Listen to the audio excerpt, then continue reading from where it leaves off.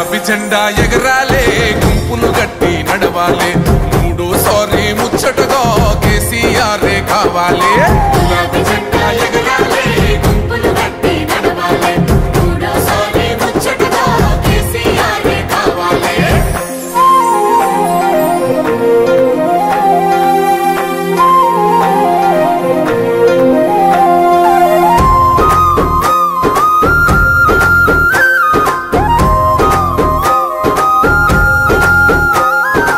ఆసర పథకంతో అవ్వయ్యకు చేయూత